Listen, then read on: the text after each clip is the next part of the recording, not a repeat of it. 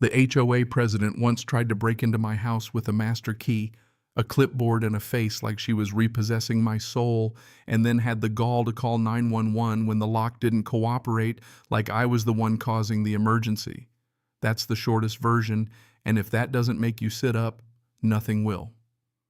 My name's Jake Morrison. I'm 34, and for 3 months I thought my life had been rearranged by grief. Turns out grief was just the opening act. 3 months before Delilah started writing me tickets, I was an EMT who came home smelling of antiseptic and burnt pizza, sleeping between calls, thinking a quiet house would stitch me back together after a brutal week of divorce and losing my Uncle Frank. Frank left me his house, a cedar-smelling place with a workshop full of tools and a set of wind chimes he made that sang me to sleep those first lonely nights.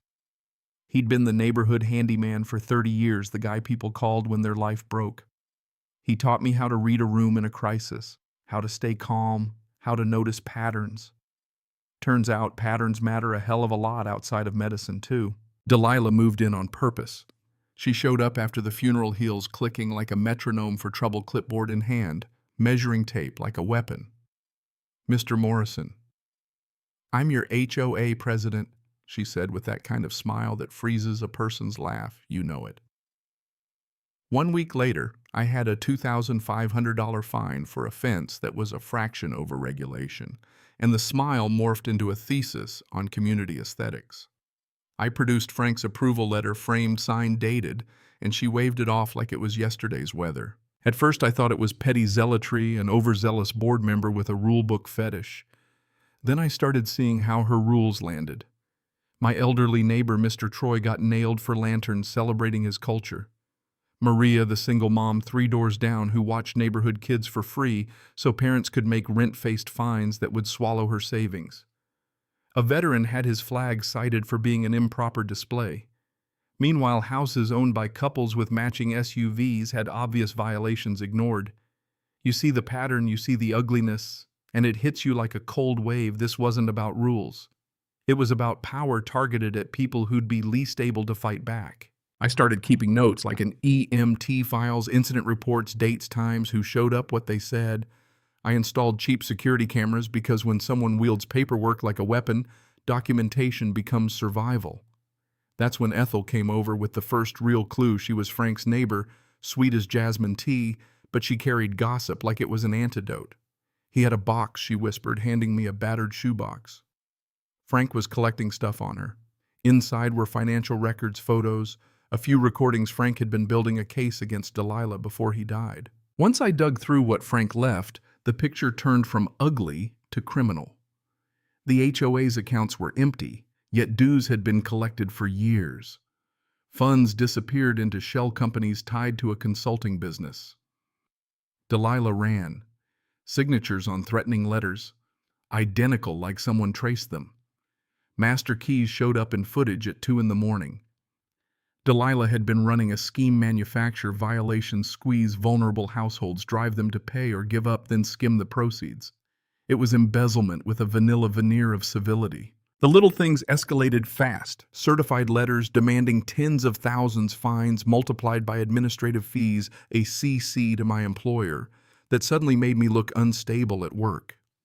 She parked across from my house during shift changes and took photos of everyone who came by, breathing down my life like a constant surveillance fog. She called my boss and planted seeds: erratic behavior, possible substance abuse. Captain Rodriguez pulled me aside, the man who's seen everything in 30 years of keeping people alive, and said, "Jake, watch yourself. People like that don't stop." She crossed into sabotage next. My EMT van wouldn't start, sugar in the tank, the kind of petty cruelty that cost me calls that endangered lives because it hit my ability to answer. She filed police reports painting me as a threat. She tried to bribe an inspector to condemn my house. She dug up my past and called my ex-wife with insinuations that made my mother's blood run cold. This wasn't neighborhood governance. This was a campaign to ruin people. I did what you do when chaos looks like a medical emergency. I triaged. First, document everything. Second, find the specialists. I took Frank's box to Lisa, an estate attorney who smelled wrongdoers from a mile away. She looked at the signatures, the bank trails, the forged minutes, and smiled in a way that made me feel less helpless. She made classic criminal mistakes, she said. She got sloppy and cocky. That was the twist that turned my anger into a plan. Delilah thought she was untouchable, but she'd left fingerprints on every file. And then Tommy showed up, Delilah's nephew, 19, who'd been recruited as a kid with too many favors to do and not enough conscience set in yet. He knocked at my door, hands shaking, and slipped me a thumb drive, audio, spreadsheets, text messages. He'd been part of the machine cataloging fake complaints, drafting bogus board minutes, moving money. He wanted out. He wanted immunity. He wanted to stop being part of the cruelty. For once, someone from inside the hood opened the window. We coordinated the response like a well-run emergency call.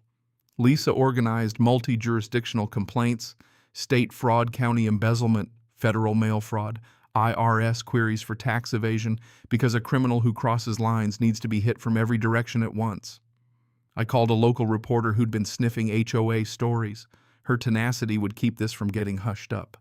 Neighbors documented every illegal entry, every forged signature, every discriminatory citation.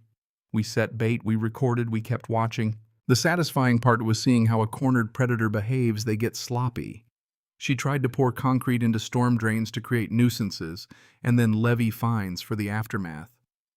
She filed frivolous suits to silence witnesses, hired a lawyer who specialized in crushing people with paperwork, and that lawyer in turn became evidence of the conspiracy.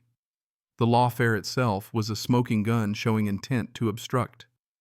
When Tommy produced a recording of Delilah planning to transfer funds offshore and flee law enforcement, finally had the confession that takes a case from messy to prosecutable.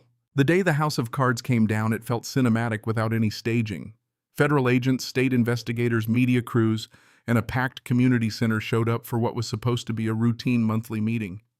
I walked in my uniform, the same uniform that had me saving lives while she was destroying livelihoods, and I told the room who I was. Then the projector filled the wall with spreadsheets that looked like a forensic accountant's autopsy. Tommy played the audio. Delilah's voice, smug, racist, gleeful, about targeting the elderly veterans and single parents, echoed and then fell flat. They read the charges. Handcuffs clicked. People who had been terrified for years breathed with the force of release. Her house car accounts frozen. The offshore dream evaporated overnight. The judge later gave her years in federal prison and ordered restitution.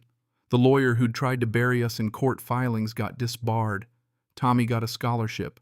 The wind chimes Frank made returned to the garden, now ringing with a dozen more hung by neighbors who wanted music where there had been silence. Justice felt like a long exhale, but the real victory was what came after.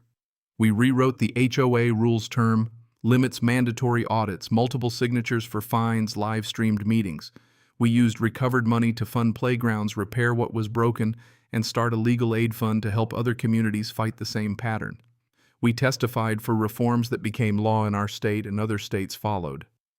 The community healed slowly like scar tissue that's stronger for the work it took to form. If there's a lesson I'd want you to carry, it's this.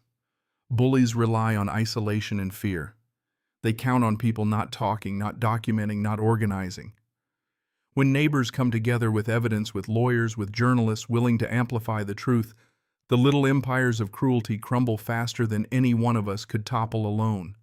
And one more thing, don't underestimate the power of a quiet person with a clipboard of their own documentation, patient persistence, and the courage of someone inside the machine to flip sides. So tell me, what would you do if someone with more paperwork than ethics tried to ruin your life? Have you ever seen or tasted that kind of small-town cruelty disguised as civic duty? Share what happened, or if you haven't, keep this in mind, document, connect, and don't be afraid to ask for help. If this story moved you, tell someone else, share your experience, get organized, and if you're in a neighborhood with signs of the same pattern, reach out to legal aid groups, local reporters, and your state office. Bad actors count on silence. Let's make silence the hardest thing to come by.